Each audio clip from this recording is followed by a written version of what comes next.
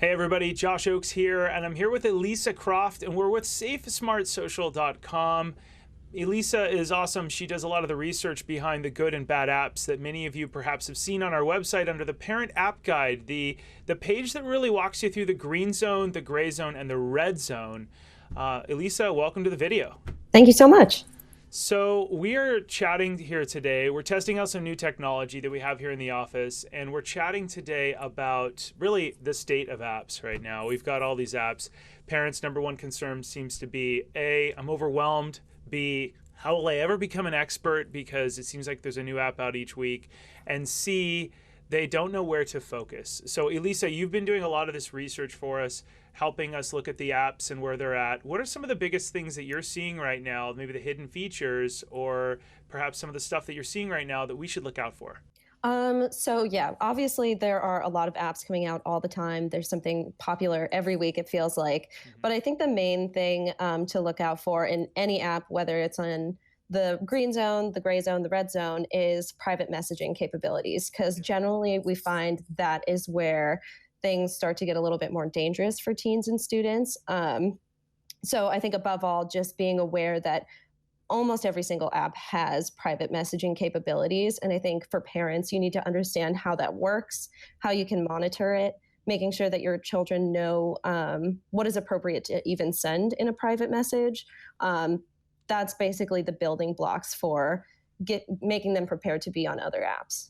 Yeah, and a little bit of a shameless plug. If you're confused at all right now as you're watching this, how do I use Instagram? Or I don't feel comfortable asking my student how to use Instagram. We have a wonderful Instagram tutorial that's about 13 minutes long where I walk you through every one of the features your students are using, Instagram and Snapchat, and we have a few other of these tutorials, and you get to see my actual phone, and I walk you through how we use it, how students are using it, what a streak is, what a private message is in Instagram. And I hate to shamelessly plug this, but it's in our Parent University little membership where we walk you through stuff that you might be embarrassed to ask your students so that you can then walk them through it. Okay, so private messaging is number one. Elisa, thank you for that. What's one Yeah. of the other things that you're seeing these days?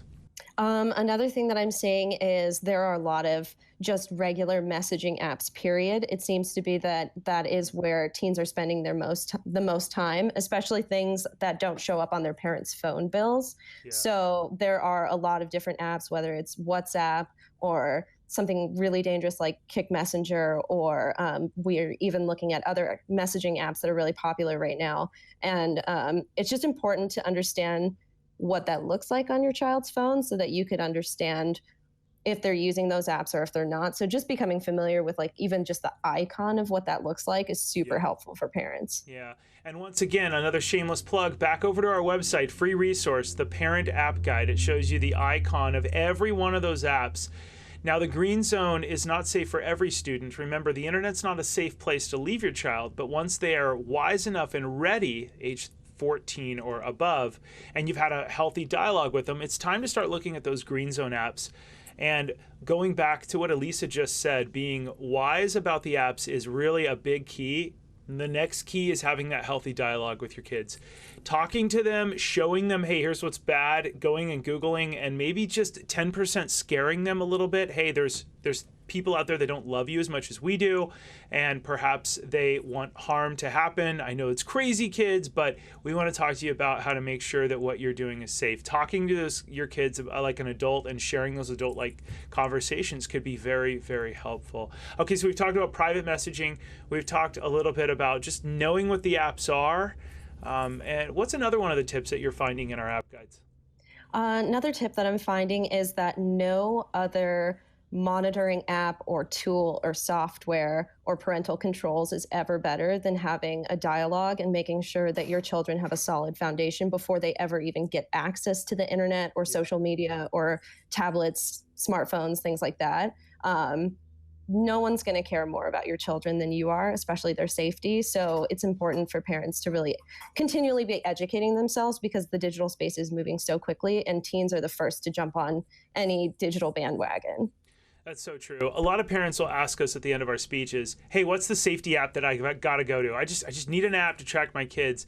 And one of my favorite things to say to them is, "You're the only app that cares more about your child, and none of these other apps." Mhm. The neat thing about an iPhone is that they build the hardware and the software, and so they don't let their apps touch other apps, and they don't let them really get into the hardware very much. So some of these app manufacturers, they're saying we protect your whole child. They can't see some of the other stuff. Yeah, they can see text, but they can't see other apps and what they're doing and the data.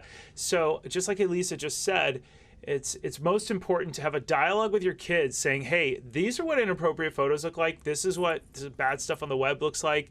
This, if you see some of this stuff, please come to us. Another thing that I think is really important about what you just said, Elisa, is when you, and this is one of the bigger key features, is when you turn your student into the expert and you have them teach you the apps, it's not just you going saying, all right, I'm going to sit here and listen to my student blab about how a retweet works or a Snapchat streak works.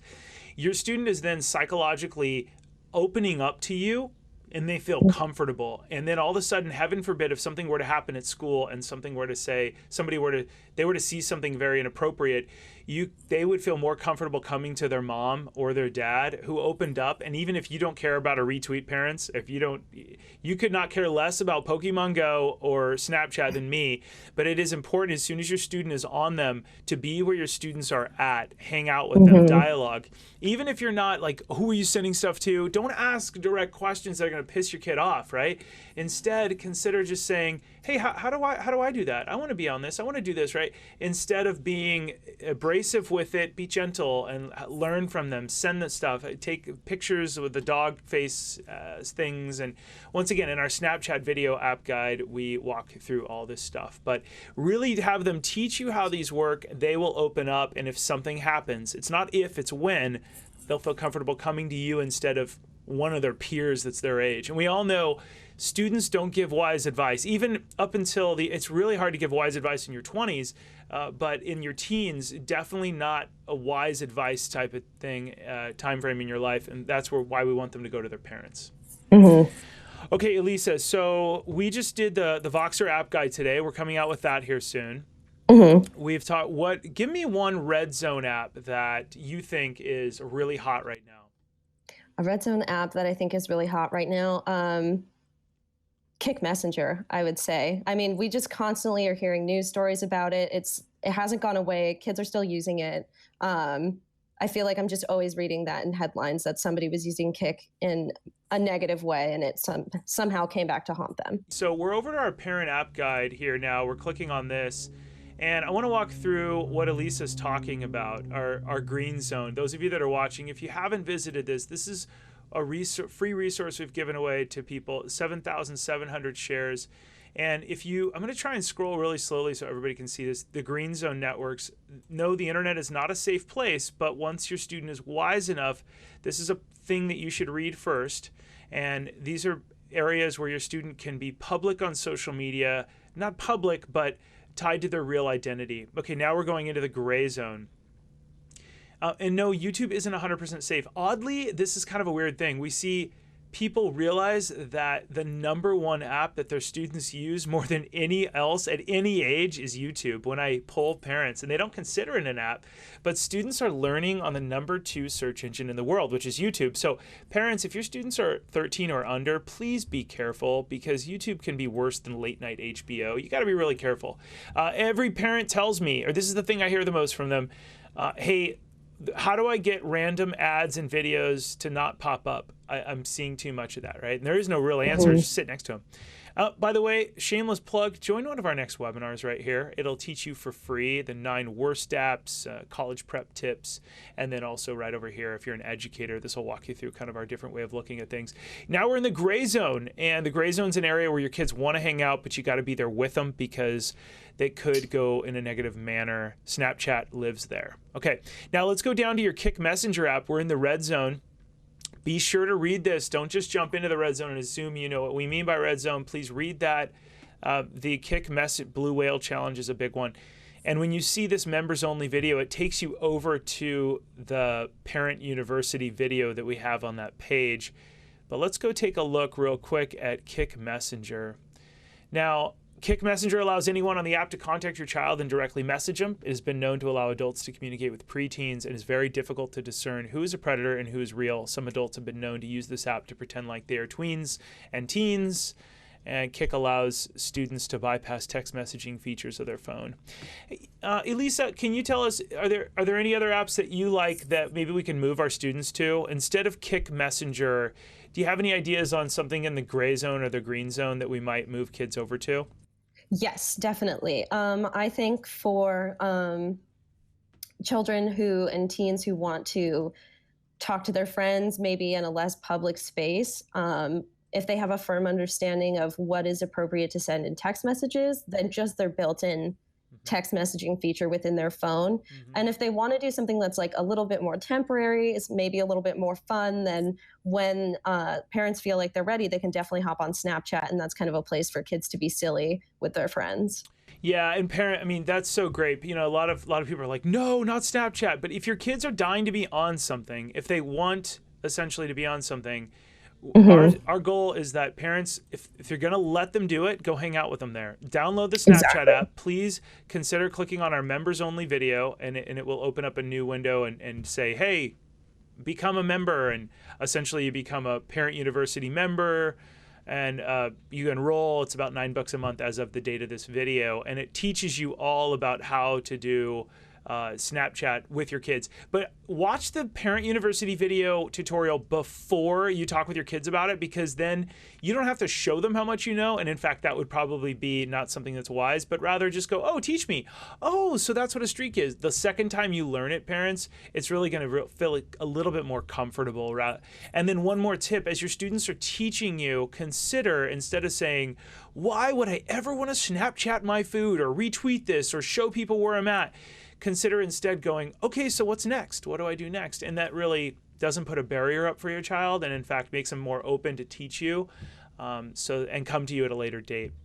I love what you said about SMS text messaging, Elisa, because it really feels more comfortable to use the traditional Verizon and Sprint texting services, because those show up on your bill. And I'm not all about tracking kids, but it really does feel good to be able to block numbers using old school stuff and to be able to tie it to a real identity. It's harder for predators to get a hold of a fake phone number and burn through these phone numbers. And so anyways, there's a couple built-in features. You can click on text messaging for those of you who are watching this video, and you can go watch the video that compares them all. I'll go ahead and open it up here real quick for people to watch for a hot sec. But this video, Facebook Messenger versus Kik versus WhatsApp versus SMS, really walks you through the pros and cons of all of them, Kik being one that we really do not like at all. So, all right, let me jump back over to Elisa and I here real quick. Okay, and we're back. So, Elisa, what's one more tip while we have people? What's one more tip that we can talk about being safe on the web? Let's talk about online branding. Let's talk about the online image. Something we believe at Safe Smart Social is be safe online, then be smart, and then jump onto social, right? Let's talk about being smart. You are an expert at Googling people. You're really good. You help to audit people that sign up for our social media audits, and we're always Googling people. What's one of the biggest misconceptions? Let me pretend like I am one of the parents in the audience. Oh, my kid isn't on social, so I don't need to go search for them. We're good, right? So what many people don't know is that a digital footprint doesn't just include social media channels. If you were to open an incognito window in your browser and type in your student's first and last name, you'll see that there are a bunch of results that come up. And all of that is included in their digital footprint, whether or not it's them or not. So maybe you have Sally Johnson. Well, there could be more than one Sally Johnson. There could be more than one Twitter profile, Facebook profile, or even blogs, personal websites, things of that nature, of people with the same name. So that is all included in that digital footprint of that student. Now, hold on, devil's advocate here. That's not my sweet little angel. That's not my daughter, because that young woman is 21. My daughter's 17, so that doesn't look like my daughter. Well, from an employer standpoint and from a college admission standpoint, they've never met your child. They've never seen their picture. So it's really hard for them to discern which one is the right student. So true. And for parents, I mean, she's so right on. I'm trying to kind of bait it. And a lot of parents say that that's not my kid. Nope, that looks totally different. That young man has blonde hair and I'm a brunette or whatever. they have no idea who you are. And if they have to sit there and figure out, is that your child or is that your child, they are now exhausted because they have 100 other resumes to look through, and you are trying to get either into that dream school or you're trying to get that scholarship. And maybe you're a billionaire, and if you are, we should talk. But if you're a billionaire and you don't need that scholarship, that's probably fine. But still, there are opportunities where people are going to search for you online. And we just did an app guide for one of my books. Elisa, you helped with it for the Light, Bright, and Polite #3. And one of the app guides in chapter 5, I think it was, it said, being invisible is no longer an option. So not having Google results, my daughter's offline, she's 18 and we're never going to let her have Google results. All these other people are coming up under your daughter's name. They're all random.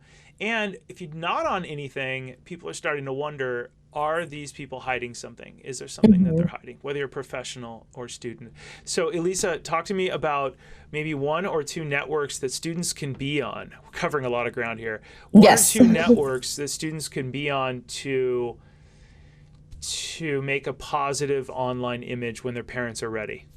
Totally. Okay, so one of my favorites would be Twitter.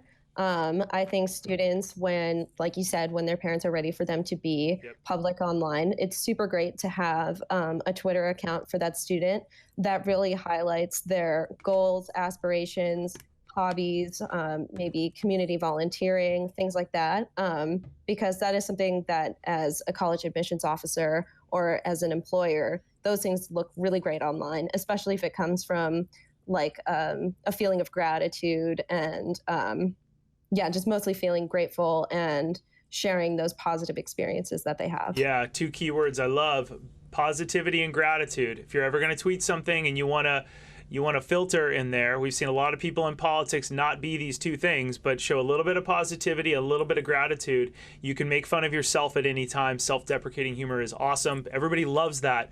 But as soon as you make fun of others, or it could be seen as anything less than positive or grateful for the experiences you have, then it's a text or a phone call or a coffee with your friends. You should have a bad day. I mean, you will have a bad day. You should vent. Every child should vent, but they should vent offline if they can. Okay, one more thing. Let's talk about how to audit your student online. One of my favorite things is to go search. Even if your student isn't on social media, consider there will be lots of other people that are creating Google results for your child online, whether you like it or not. And eventually you're going to have to get into that conversation to push them down and have your child have an awesome resume on Google. So Elisa, what's one of your favorite techniques on how to search for somebody just with one short search? One short search. I mean, you should always search incognito mode, so that way you're not getting other search results that could be polluted from cookies and things like that. Yeah. But a really simple one that's one of my favorites is your student's first and last name and the city and state that you live in. I love that. That's great. And if you join Parent University, we have a video that teaches you exactly how to go from normal to incognito mode and some of those searches on how to audit your student as well. Elisa, you're awesome. Thank you so much for some of these tips. Yeah, no problem. Thank you for having me. Those of you that are watching right now, you can subscribe or you visit safesmartsocial.com to learn more. I hope you'll consider Parent University, where you learn stuff like this. You learn it either from other parents or experts like Elisa, or where we just challenge the common way that people are thinking and take it to the next step so that you are making sure that your student is not only safe today, but they're protected in the future and they're smarter as they're applying to their dream school, their dream opportunities. And our goal, our dream for your family is that your student is using this device not as a pastime, but with a purpose. This becomes a tool for their future and a tool to keep them safe. I'm Josh with SafeSmartSocial.com. Thanks, everybody. Have a great day, and we'll see you soon. Take care.